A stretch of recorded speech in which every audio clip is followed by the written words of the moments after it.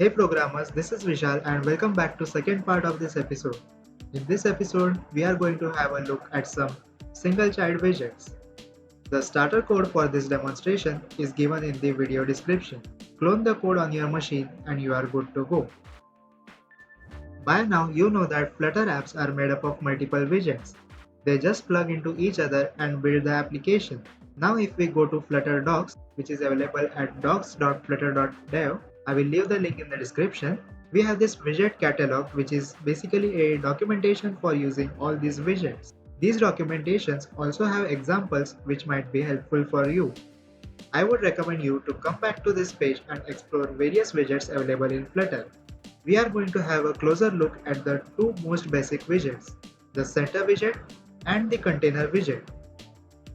So both center and container widgets are part of the layout widgets as they help us to lay out other widgets like text or images on the screen. The layout widgets are divided into three categories: single child widgets, multi-child widgets, and sliver widgets. Right now, we are only concerned about the first two types.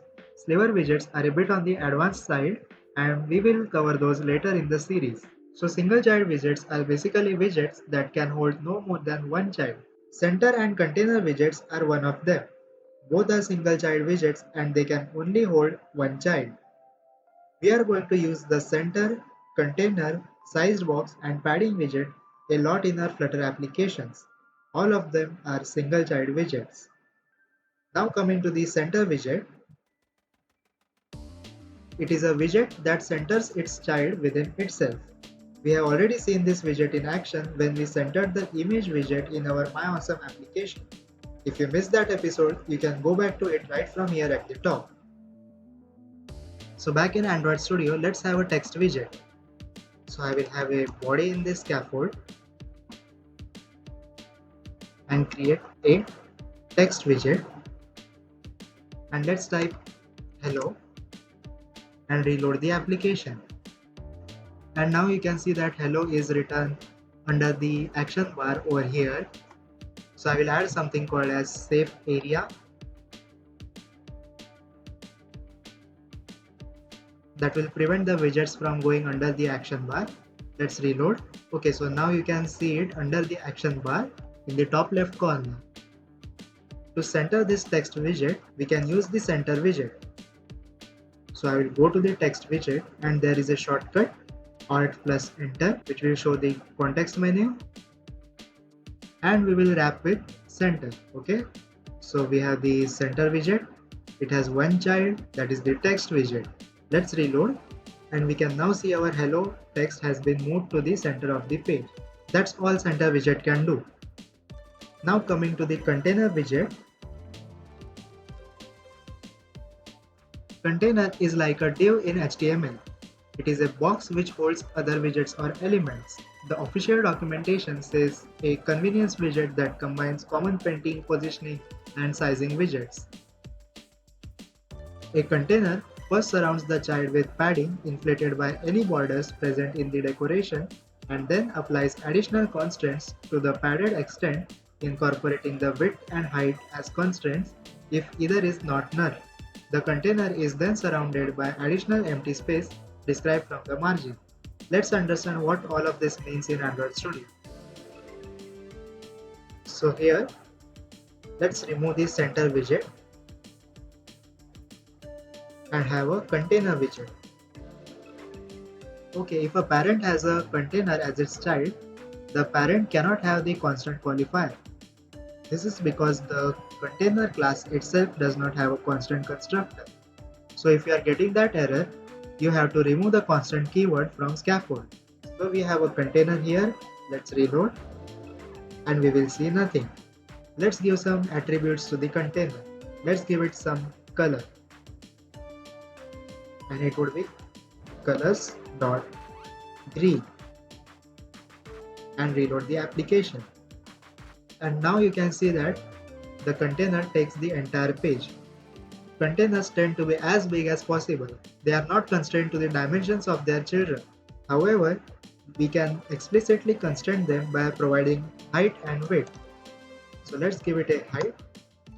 The height would be, let's say, 100 points, and the width would be another 100 points. So it's a square container, and we can now see this box 100 by 100 in the top left corner. Now our container is a single child widget. Let's give it a child.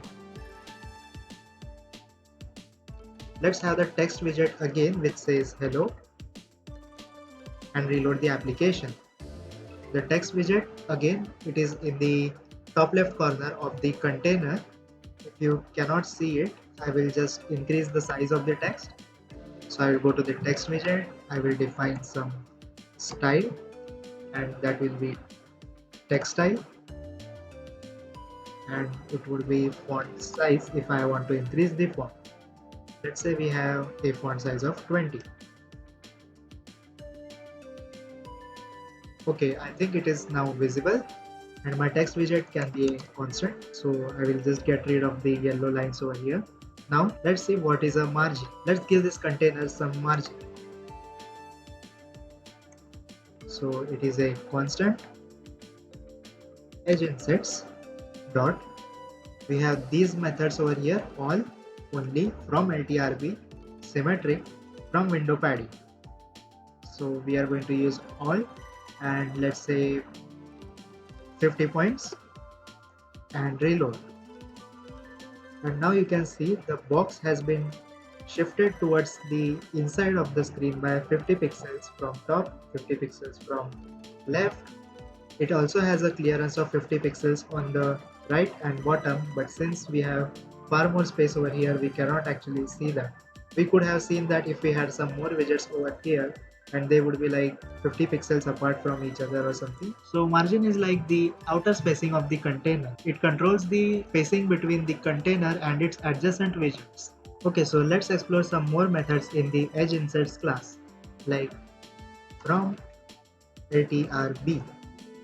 This method is useful if you have to define separate margins for different sides of the container. So let's say left I want 50, top I want 100, right I want say 25, bottom 50. We don't need to define the left, top, right and bottom. I just put it there to show you the order in which I was entering the values. So it is block, so it is left, top, right and bottom. That is what LTRB stands for. Okay, so if I reload this, you can see that it is 50 pixels from the left, 100 pixels from the top, 25 from the right and 15 from the bottom. Let's now quickly see what is a padding. Padding, it also takes a edge insets class. So constant edge insets dot, let's try symmetric, which takes two arguments. One is the vertical argument, that is how much padding do we want on the up and down side. So let's say we want 25 pixels up and 25 pixels at the bottom. We have the horizontal, which is on the left and right side. So on the left and right we want 10 pixels, and reload the application, and now we can see that it is 10 pixels from left, 10 from right, 25 from top and 25 from bottom. So margin manages spaces outside the container while padding manages the spacing inside the container. That's the main difference between margin and padding. Else both of them takes the same kind of input, that is the edge insets class, and both of them have the same input methods like all, symmetric, from LTRB, and there's one more that I missed out, that is the only method, which lets you define spacing on a particular side. So let's say we want it only on the left, and it would be 30 pixels. And now you can see that it's 0 pixels from top, 0 from right, 0 from bottom, but it has 30 pixels from left hand side. So that's how margin and padding works. There's a lot more things that you can do with containers. Read the documentation and experiment for yourself and find out what all things you can do with the container and center widget.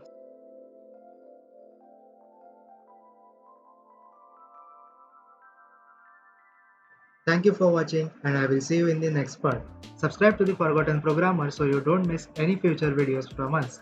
Till then, keep coding.